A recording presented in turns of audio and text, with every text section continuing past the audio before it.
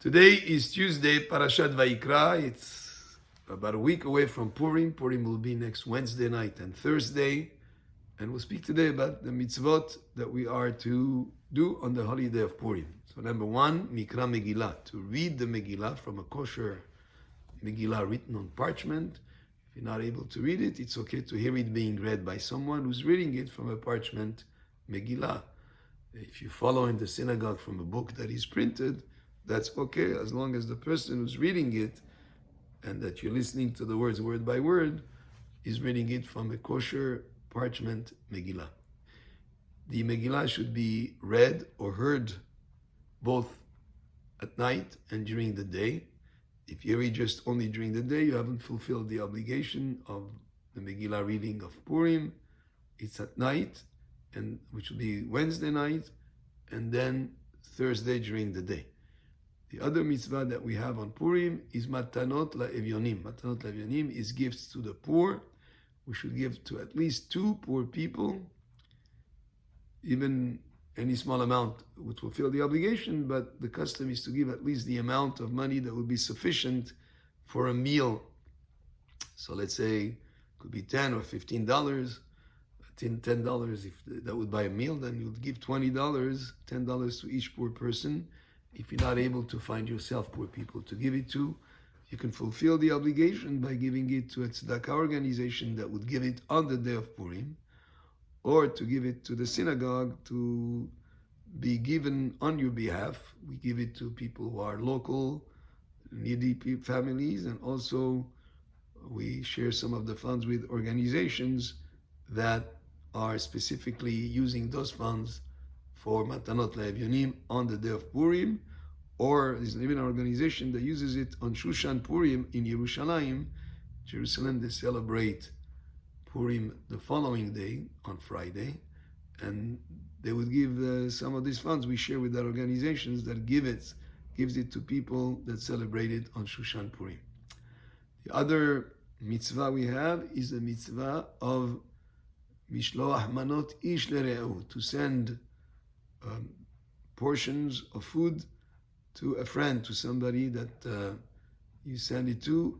Even one person, you've already fulfilled the obligation of Mishloach Manot Ish L'Re'ehu. However, it is customary, and many people send to more than one person, but the pure mitzvah, one person, you've already fulfilled the obligation. And we send food, certain types of food that would be at least two different types of food. If you send only one type, you haven't fulfilled the obligation. Two or more different types of food will fulfill the obligation. And then finally, the Suda of Purim. We have a mitzvah to enjoy a feast, a meal of Purim, to serve Hashem through even those things that are physical, such as eating and of course, and drinking and eating is a mitzvah to fulfill on the day of Purim.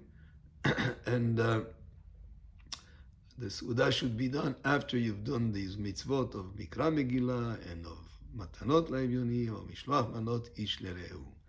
Is another custom which is not really a mitzvah per se, but it's in remembrance of the mitzvah of Machatzit Shekel. During the month of Adar, when the Bet HaMikdash was there, we would give Machatzit Shekel, each person to be able to participate in the purchase of the daily service in Bet HaMikdash, in terms of the korbanot, the sacrifices. But now we do not have Bet HaMikdash. It should be rebuilt. B'mera b'yameinu, amen.